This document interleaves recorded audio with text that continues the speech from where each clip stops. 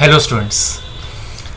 In previous lecture we discussed about the broad features of Indian economy. In today's lecture we will discuss the next topic from unit number 2 and that is infrastructure and transportation.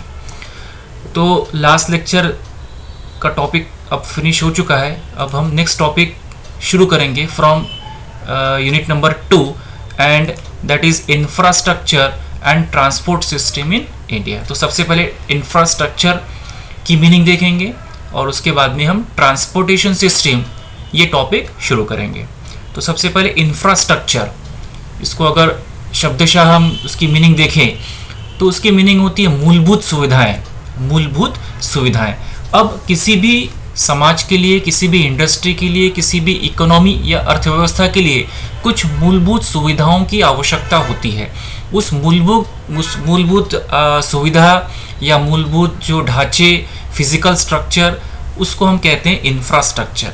जैसे for example road, then ऐसे अलग अलग जो चीज़ों की आवश्यकता पड़ती है इंडस्ट्री के लिए, एग्रीकल्चर के लिए, उन सब को हम इंफ्रास्ट्रक्चर कहते हैं.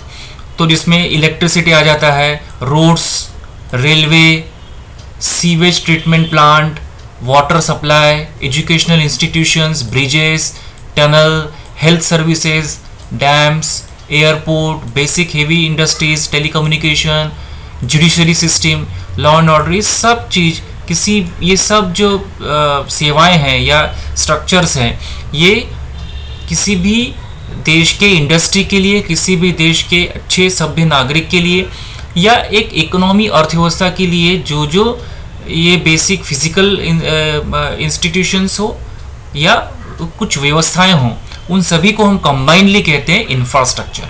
उन सब को हम क्या कहते हैं? इंफ्रास्ट्रक्चर.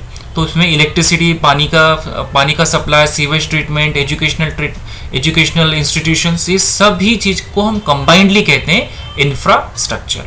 तो किसी देश में बेसिक इंफ्रास्ट्रक्चर सुविधाएं होती हैं, उस देश में जो इकोनॉमिक डेवलपमेंट है वो काफ़ी स्पीडीली होता है. लेकिन जहाँ ये इंफ्रास्ट्रक्चर की सुविधाएं पर्याप्त मात्रा में नहीं होती, वहाँ पर जो डेवलपमेंट है वो अपर्याप्त होता है या उसकी स्पीड जो है उतनी ज़्यादा नहीं होती. तो ये सभी जो सेवाएं हैं, इंस्टीट्यूशंस है, ये किसी भी देश के तरक्की के लिए, इकोनॉमिक डेवलपमेंट के लिए आवश्यक होती है. उसको दो कैटेगरी में डिवाइड करते हैं हम, hard infrastructure and soft infrastructure. जो भी फिजिकल फैसिलिटीज़ होती है जैसे रेलवे, रोड, ब्रिजेस, जो रिक्वायर्ड होती है किसी भी देश के इंडस्ट्रीज को चलने के लिए, उसको कहते हैं हार्ड इंफ्रास्ट्रक्चर. वैसी दूसरा कैटेगरी होती है सॉफ्ट इंफ्रास्ट्रक्चर, जहाँ पर all institutions required to maintain the economic health, social environment and cultural standard of a country. ये सभी जो सुविधाएं होती है वो सॉफ्ट इंफ्रास्ट्रक्चर में आती हैं.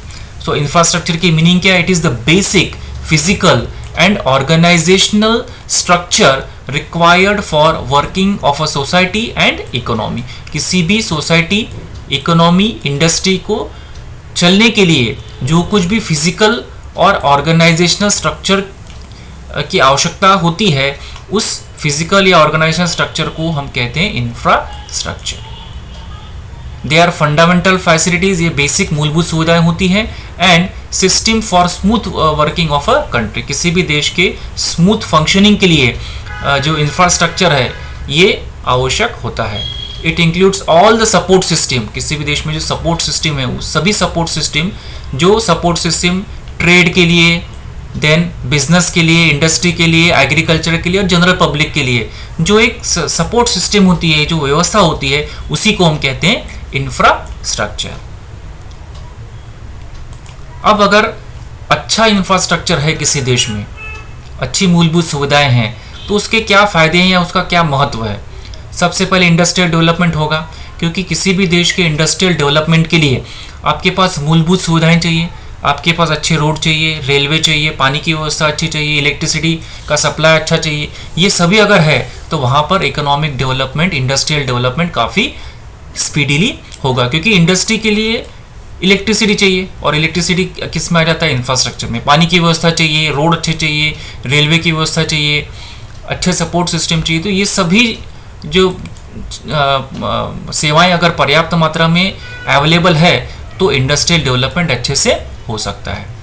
Then proper communication and travelling, अच्छे अगर रोड हैं, अच्छी अगर व्यवस्था है ट्रैवलिंग की या कम्युनिकेशन की, इंटरनेट है या बाकी के कम्युनिकेशन के जो साधन है, व्यवस्था है, वो अगर अच्छा है तो वहाँ पर इंफ्रास्ट्रक्चर के माध्यम से ही वो पॉसिबल हो पाता है। जैसे अभी हम इंटरनेट का उपयोग करते हैं ऑनलाइन लर्निंग के लिए, तो वो सब पॉसिबल हुआ अच्छे इंफ्रास्ट्रक्चर के लिए। अगर ये इंटरनेट की व्यवस्था नहीं होती तो ये सब पॉसिबल, कम्युनिकेशन ही पॉसिबल नहीं हो पाता।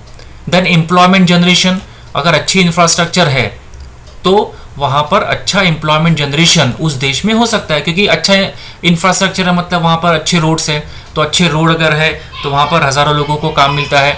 देन पावर अगर है, इलेक्ट्रिसिटी जनरेशन है, पावर ट्रीटमेंट, सीवेज ट्रीटमेंट है, एजुकेशन इंस्टीट्यूशंस अच्छे हैं, तो वहाँ पर एम्प्लॉयमेंट जो जनरेशन है वो वहाँ पर लोगों को काम मिल सकता है। तो good infrastructure is helpful in employment generation.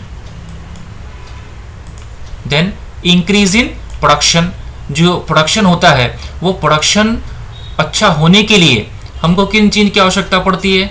अच्छे फैक्ट्रियों की, अच्छे मशीन प्लांट की आवश्यकता होती है, और वो तभी स्मूथली फंक्शन करेंगे जब प्रॉपर इलेक्ट्रिसिटी का सप्लाई है, पानी का सप्लाई है, रॉ मटेरियल बराबर है, रोड्स अच्छे हैं, रेलवे की अच्छी व्यवस्था है, तो ही प्रॉपर प्रोडक्शन अच्छे से हो पाएगा।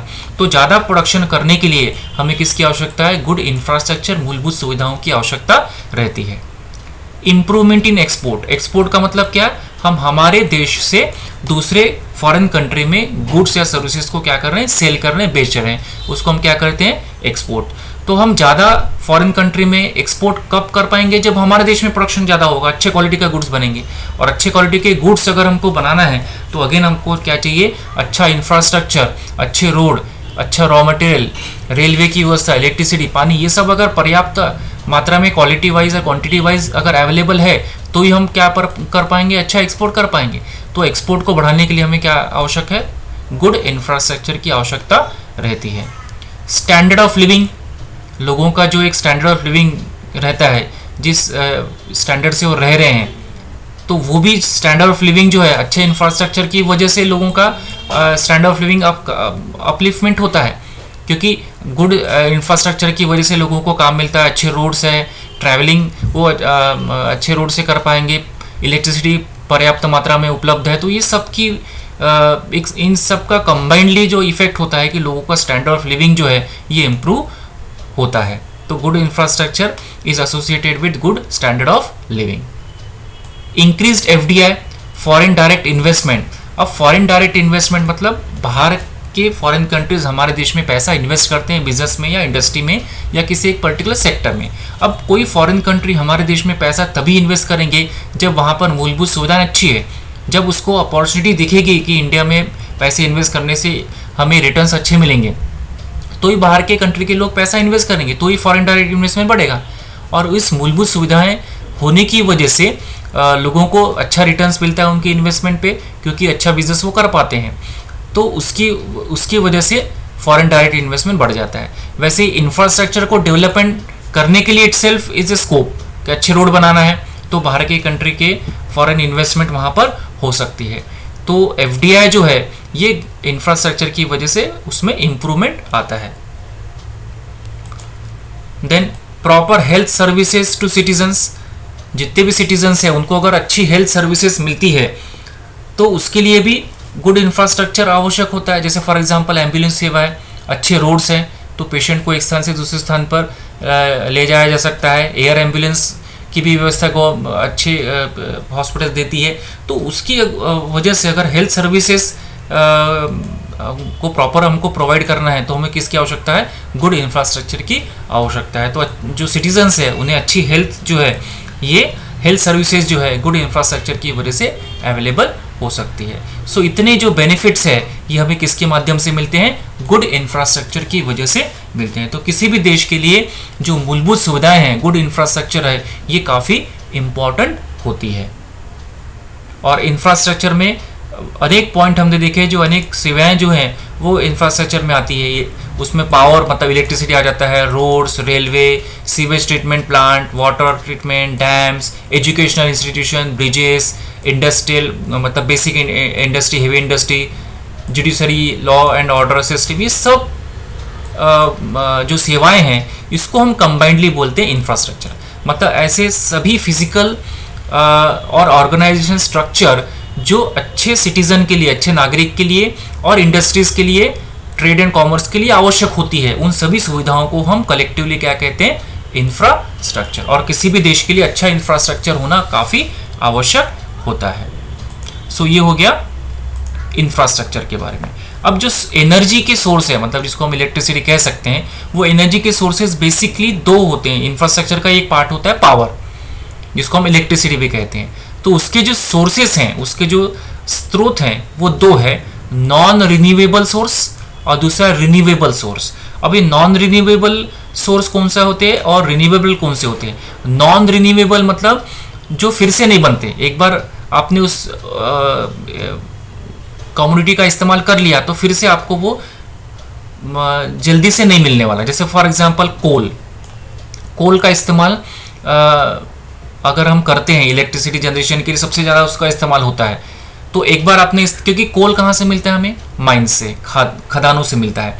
और खदानों में जितना कोयला है वो अगर हमने इस्तेमाल कर लिया तो फिर से कोयला फिर नहीं मिलने वाला है, क्योंकि कोयला बनने के लिए हज़ारों लाखों साल लगते हैं, उसके बाद ही वो कोयला ज़मीन के अंदर बनता है। तो एक बार आपने उस कोयले का इस्तेमाल कर लिया तो फिर से आपको कोयला नहीं मिलने वाला। तो this is non renewable source of energy. तो कोल हो गया, या पेट्रोलियम, नेचुरल गैस, ये भी ज़मीन के अंदर उसके भंडार होते हैं। तो आपने अगर उसका इस्तेमाल कर लिया तो अगेन वो फिर से आपको नहीं मिलने वाला। जितना भंडार है तेल ज़मीन के अंदर में उतना ही रहने वाला, वो फैक्ट्री में नहीं बन सकता। तो this is also non renewable source. Nuclear जो है अगेन वो भी एक ज़मीन के अंदर से ही निकलता है। देन मिनरल ऑयल, ये सभी जो हैं ये नॉन रिन्यूएबल सोर्सेस हैं। मतलब नॉन रिन्यूएबल की खासियत क्या है कि एक बार आपने उसका इस्तेमाल कर लिया अगेन वो आपको नहीं मिलने वाला, या मिलेगा तो लाखों करोड़ों साल के बाद मिलेगा। मतलब उसको नॉन रिन्यूएबल ही हम कह सकते हैं कि फिर से वो रिन्यू नहीं होता एक बार आपने उसका इस्तेमाल कर लिया तो। So these are non renewable source. वैसे रिन्यूएबल सोर्स मतलब आप अगर उसका इस्तेमाल करते हो तो फिर से आपको अगेन वो मिल जाएगा। जैसे फॉर एग्जांपल धूप, सोलर एनर्जी। तो सोलर एनर्जी अगर आपने आज सोलर पैनल लगा दिया, आज बहुत अच्छी धूप थी, तो फिर अगेन कल धूप मिलेगी, फिर परसों मिलेगी। मतलब क्या कि ये जो सोर्सेस होते हैं, ये सोर्सेस फिर से आपको अगेन रिन्यू आप कर सकते हो, मतलब बार बार आप उसका इस्तेमाल कर सकते हो। सोलर हो गया, विंड मतलब पवन चक्की जिसको हम कहते हैं, पवन के माध्यम से इलेक्ट्रिसिटी जनरेशन करते हैं, तो वो तो कंटिन्यू हवा चलती रहती है। ऐसा है कि आज हवा है कल नहीं आएगी, ऐसा नहीं हो सकता। तो वो एक रिन्यूएबल सोर्स हो गया, सोलर हो गया, विंड हो गया, biomass, geothermal, then tidal energy मतलब जो समुद्र की जो लहरें हैं उससे इलेक्ट्रिसिटी जनरेशन, गोबर गैस, ये सब रिन्यूएबल सोर्सेस में हम आ सकते। मतलब क्या है कि एनर्जी के जो सोर्स है दो ही रहते हैं, नॉन रिन्यूएबल और रिन्यूएबल। नॉन रिन्यूएबल मतलब आप उसको रिन्यू नहीं कर सकते, एक बार इस्तेमाल कर लिया तो खत्म हो गया, और रिन्यूएबल मतलब आप उसका इस्तेमाल बार बार कर सकते हैं। So these are the two categories और सोर्सेस ऑफ एनर्जी। नेक्स्ट हम चालू करेंगे transportation system in India. India में जो ट्रांसपोर्टेशन सिस्टम है, बेसिक हमने आज देखा कि इंफ्रास्ट्रक्चर की मीनिंग देखा हमने, मूलभूत सुविधाओं में क्या क्या आता है उसके टाइप्स देखा। बाद में अगर गुड इंफ्रास्ट्रक्चर किसी देश के पास में है तो उसके कौन से बेनिफिट होते हैं, क्या उसका महत्व है, वो भी हमने कवर किया। साथ में हमने sources of energy, non renewable and renewable, ऐसे दो कैटेगरी के हमने सोर्सेज देख लिए। अभी हम नेक्स्ट चालू करेंगे, that is transportation system in India. India में जो ट्रांसपोर्टेशन सिस्टम है, ट्रांसपोर्टेशन सिस्टम अगेन जो बेसिक जो इंफ्रास्ट्रक्चर उसी का एक प्रकार है, उसको हमारे सिलेबस में डिटेल में हमको स्टडी करना है कि ट्रांसपोर्ट सिस्टम जो है इंडिया में, वो कितने प्रकार के ट्रांसपोर्ट सिस्टम इंडिया में हम इस्तेमाल कर सकते हैं या एग्जिस्टेंस में है। तो उसमें सबसे पहले रेलवेज है, ट्रांसपोर्ट सिस्टम एक इम्पॉर्टेंट सोर्स है। देन रोड ट्रांसपोर्टेशन, ये भी एक इम्पॉर्टेंट सोर्स है ट्रांसपोर्टेशन का। वाटर ट्रांसपोर्टेशन भी है, और एयर ट्रांसपोर्टेशन जिसको हम सिविल एविएशन भी कहते हैं। तो ये चार प्रकार के जो ट्रांसपोर्टेशन के जो माध्यम है वो अभी हम इंडिया में फ़िलहाल इस्तेमाल कर रहे हैं। पैसेंजर के लिए भी हम इन चीज़ों का इस्तेमाल करते हैं, या फ्रेट के लिए भी हम इन्हीं ट्रांसपोर्टेशन सिस्टम का उपयोग हम करते हैं। तो इसको हमको 1 बाय 1 डिटेल में हमको स्टडी करना है। सो नेक्स्ट लेक्चर में हम रेलवेज को डिटेल में स्टडी करेंगे, उसके बाद रोड ट्रांसपोर्टेशन को, फिर वाटर और फिर एयर को। सो नेक्स्ट लेक्चर में हम देखेंगे रेलवे जो ट्रांसपोर्ट सिस्टम है उसके क्या आपको बेनिफिट्स मिलेंगे, या क्या रेलवे के बारे में हमको पहले स्टडी करना है। तो उसके पहले हम देख लेंगे कि किसी भी देश में अगर गुड ट्रांसपोर्टेशन सिस्टम है, रेलवे को स्टडी करने के पहले किसी भी देश में अगर ओवरऑल अगर गुड अच्छा ट्रांसपोर्टेशन सिस्टम है तो उसके क्या फ़ायदे मिलते हैं। सबसे पहले it helps in production of industrial agriculture production. Industry या एग्रीकल्चर प्रोडक्शन अगर होता है तो उसको एक स्थान से दूसरे स्थान पे ले जाने के लिए अच्छी ट्रांसपोर्टेशन सिस्टम है तो हम कम समय में पहुंचा सकते हैं। तो एग्रीकल्चर गुड्स और इंडस्ट्रियल गुड्स में फ़ायदा होता है। Speedy transport of goods and services, goods and services को विदाउट डिले हम एक स्थान से दूसरे स्थान पे लेके जा सकते हैं। इससे मार्केट का साइज बड़ा हो जाता है। कॉस्ट ऑफ प्रोडक्शन कम हो जाता है इसमें, क्योंकि जितना ट्रांसपोर्टेशन सिस्टम अच्छा होगा उतना हम कम समय में कम खर्चे में रॉ मटेरियल को इस स्थान से दूसरे स्थान पे लेके जा सकते हैं, फिनिश गुड्स को लेके जा सकते हैं। तो इसमें कॉस्ट ऑफ प्रोडक्शन क्या हो जाएगा, कम हो जाएगा। एक्सपोर्ट हम बढ़ा सकते हैं, क्योंकि एक्सपोर्ट अगर हमें करना है तो विदाउट ट्रांसपोर्ट सिस्टम से हम विदाउट एयर ट्रांसपोर्टेशन के हम एक्सपोर्ट नहीं कर सकते, विदाउट वाटर ट्रांसपोर्ट के नहीं कर सकते। सो इसके लिए भी एक्सपोर्ट करने के लिए भी ट्रांसपोर्ट सिस्टम अच्छी होना आवश्यक है। Proper supply of goods, raw material का सप्लाई हो गया, फिनिश गुड्स का सप्लाई हो गया, ये सप्लाई पर्याप्त मात्रा में विदाउट ट्रांसपोर्ट सिस्टम नहीं हो सकता। तो अच्छी अगर व्यवस्था है ट्रांसपोर्ट सिस्टम की तो सप्लाई ऑफ गुड्स अच्छी मात्रा में हो जाएगा। टूरिज्म इंडस्ट्री, टूरिज्म इंडस्ट्री के लिए अच्छी ट्रांसपोर्ट सिस्टम होना बहुत आवश्यक है। अगर अच्छी ट्रांसपोर्ट सिस्टम है, जितने भी टूरिस्ट स्पॉट है वो अगर रेलवे से, रोड से, एयर से कनेक्टेड रहे तो टूरिज्म इंडस्ट्री बहुत स्पीडीली ग्रो हो सकती है, हज़ारों लोगों को काम मिल सकता है, प्रमोट्स एम्प्लॉयमेंट जनरेशन। ठीक है, जितने भी ट्रांसपोर्ट सिस्टम है वो ट्रांसपोर्ट सिस्टम से कनेक्टिविटी अच्छी होती है, कनेक्टिविटी अच्छी होने की वजह से बिजनेस बढ़ता है, बिजनेस अच्छा होने की वजह से अनेक लोगों को काम मिलता है, तो एम्प्लॉयमेंट जनरेशन होता है। Health hospitals and health care sector, अगर अच्छी ट्रांसपोर्ट सिस्टम है तो हेल्थ केयर इंडस्ट्री को काफ़ी हेल्प होती है। जैसे एम्बुलेंस की व्यवस्था है, वो अच्छे रोड के माध्यम से हम पेशेंट को स्पीडीली रूरल एरिया से अर्बन एरिया में लेके जा सकते हैं, तो काफ़ी हेल्प होता है पेशेंट को, हॉस्पिटल को, हेल्थ केयर सेक्टर को। एजुकेशन सेक्टर, एजुकेशन सेक्टर के लिए भी अच्छी ट्रांसपोर्ट सिस्टम होना काफ़ी आवश्यक होता है, क्योंकि जो स्टूडेंट्स है वो एक स्थान से दूसरे स्थान पर एजुकेशन के पर्पज़ से इजीली जा सकते हैं। अगर ट्रांसपोर्टेशन व्यवस्था अच्छी नहीं है तो स्टूडेंट्स का एक स्थान से दूसरे स्थान पर जाना ये पॉसिबल नहीं हो पाता। सो एजुकेशन के लिए भी अच्छी ट्रांसपोर्ट सिस्टम काफ़ी हेल्पफुल होती है। रूरल एंड अर्बन एरिया को कनेक्टेड कर सकता है गुड ट्रांसपोर्ट सिस्टम। अगर कोई रूरल एरिया है तो उसकी कनेक्टिविटी जो शहरों से जो है वो अच्छे ट्रांसपोर्ट के माध्यम से, अच्छे रेलवेज़ की या रोड की व्यवस्था अगर अच्छी है तो जो रूरल एरिया है, वो जो पिछड़ा इलाका है, उसका कनेक्शन जो है, कनेक्टिविटी जो है वो शहरी भागों से हो सकती है। स्टैंडर्ड ऑफ लिविंग, ओवरऑल आप देखेंगे गुड ट्रांसपोर्ट सिस्टम अगर है तो लोगों का जो स्टैंडर्ड ऑफ लिविंग है वो इम्प्रूव हो जाता है।